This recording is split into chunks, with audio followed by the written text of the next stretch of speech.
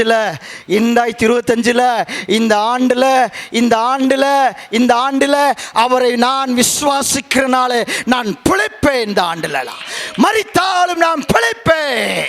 எத்தனை கட்டுகள் பிசாசுகள் என்னை போட்டினாலும் கட்டி வைத்தாலும், மனிதர்கள் கட்டி வைத்தாலும், பொல்லாத மனிதர்களை கட்டி வைத்தாலும், என் வாழ்க்கை அழிக்க, என் பிள்ளையுடைய வாழ்க்கை அழிக்க கட்டி வைத்தாலும், நான் சாகுமடியாக எத்தனை பேர்கள் நினைத்தாலும் நான் அவரை விசுவாசிக்கிறனால, உன்னதமான தேவ குமாரனை விசுவாசிக்கிறனால நான் பிழைப்பேன். நான் பிழைக்கப்பட்டவன் இயேசுவின் நாமத்தினால். சொல்லுங்க பார்க்க, நான் இயேசுவின் நாமத்தால் பிழைக்கப்பட்டவன். நான் பிழைப்பு, எனக்காக பிழைப்பு உண்டாகும். நான் என்னை ஆண்டவர் பிழைக்க வைப்பார். என்னை எல்லாத்திலையும் வாக்குத்தத்தமான காரியம் இந்த ஆண்டுல கர்த்தருடைய வாழ்க்கையில நம்முடைய சந்தோஷம் நிறைவாய் இருக்கும்படியாக ஊற்றாய் அவர் இறங்கி நம்மை பலப்படுத்தும்படியாக, நம்முடைய வாழ்க்கையை அஸ்திபாரத்தை பலப்படுத்தும்படியாக, நம்ம வாழ்க்கையை மாற்றும்படியாக, நம்முடைய துக்கங்களை மாற்றி எல்லாவற்றையும் ஆண்டவர் எல்லாம் ஆசீர்வதிக்க போறாங்க. விடுதலை இல்லாம இருக்கிறீங்களா? இன்னும் சிறை வாழ்க்கையோட காரியங்களை இருக்கிறீங்களா? இன்னும் உபத்திரோடைய காரியங்களை பிரச்சனையோடு இருக்கிறீங்களா? கவலைப்படாதுங்க. அது கர்த்தருடைய மகிமைக்காக வைக்கப்பட்டிருக்கிறேன். கர்த்தருடைய நாம அதை உயர்த்தப்படும். கர்த்தர் மகிமைப்படுவார். எப்ப எந்த நேரத்தில் கர்த்தர் விடுதலையாக்கணுமோ அது அவருக்கு தெரியும். நான் சொல்லுவேன்.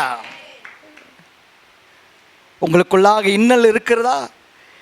இன்னும் பிரச்சனையோடு இருந்து இன்னும் அழுது கொண்டு இருக்கிறீங்களா? இன்னும் சமாதானம் இல்லாமல் இருக்கிறீங்களா? இன்னும் விடுதலையாக்கப்படாமல் இருக்கிறீங்களா? கவலை கொள்ளாதீங்க. அது மரணத்திற்கு எதுவும் இல்லை, அது கர்த்தருடைய மகிமைக்காக வைக்கப்பட்டிருக்கிற வாழ்க்கையில். இந்த வார்த்தையின்படி நான் உங்களுக்கு சொல்றேன். லாசருவுக்கு சொன்னது போல அவள் சொன்னார், வந்து வியாதியுடைய மரணத்தின் கட்டுகளுக்கு இல்லை, அது தேவனுடைய மகிமைக்காக வைக்கப்பட்டிருக்கிறது ஆண்டவர் சொன்னாங்க அவள்கிட்ட. அதை ஆண்டவர் சொன்னார், என்னை விசுவாசிக்கிறவன் மரித்தாலும் பிழைப்பான்.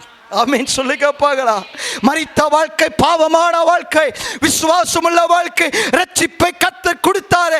இன்றைக்கு நம்மளுக்கு ரட்சிப்பை கொடுத்தாரு. அந்த நாள் பிழைப்பின் நாளாய், பிழைக்கிற நாளாய், பிழைப்பு ஊட்டுக்கிற நாளாய் கர்த்தர் மாற்றி வச்சுட்டார். மரித்தாலும் பிழைப்பாய். நீ சாக கடக்கிற நாட்கள் நீ செத்து போயுடைய காரியமா இருக்கல நினைக்கிறியா? உன் வாழ்க்கையை அழிச்சுக்கலாம் நினைக்கிறியா? இந்த வீடியோவை பார்க்கிற நான் சொல்லுகிறேன், கர்த்தருடைய நாமத்தால் நீ மரித்தாலும் பிழைப்பா. இந்த வார்த்தையை உனக்கு நான் சொல்லுகிறேன். சிறுவை உயிரோடு எழுப்ப இன்றைக்கு ஆண்டவர் அன்னைக்கு எவ்வளவு அற்புதங்கள் செஞ்சாரோ, அவனுடைய துக்கம் எப்படி சந்தோஷமாய் மாற்றினாலோ அதே போல கர்த்தர் நமக்காக செய்வார். கட்டப்பட்டிருக்கிறது கர்த்தருடைய சித்தம் அல்ல. நான் சொல்றேன், பிசாசுகள் கட்டப்பட்டிருக்கிற சித்தம் அல்ல. மனிதர்கள் நினைப்பாக நம்மளை கட்டி வைக்கலாம், அடக்கி வைக்கலாம். கர்த்தர் உண்மையா தேடுகிற பிள்ளைகளுக்கு கட்டி வைக்க நினைப்பாக. என்னை யாரும் கட்ட முடியாது. என்னுடைய வாழ்க்கை, என்னுடைய காரியம் எல்லாமே அவருடைய கரத்தினால் இருக்கிறபடினால என் கட்டுகளை அவிழ்க்க அவர்னால முடியும். இயேசு லாசருவுக்காக அழுதாங்க. இயேசு லாசருவுக்காக ஆவியில கலங்கடாங்க. இயேசு லாசருவுக்காக விடுதலை தந்தாங்க. லாசருவுக்கு இவ்வளோ ஆண்டவர் அக்கறை எடுப்பாயானா நமக்காக தேவன் அக்கறை உள்ளவராய் இருப்பார். நான் சொல்லுவேன். ஆமீன். சொல்லுங்க பார்க்கலாம். நமக்காக கர்த்தர் அக்கறை உள்ளவராய் இருப்பார். நான் சொல்லுவேன்.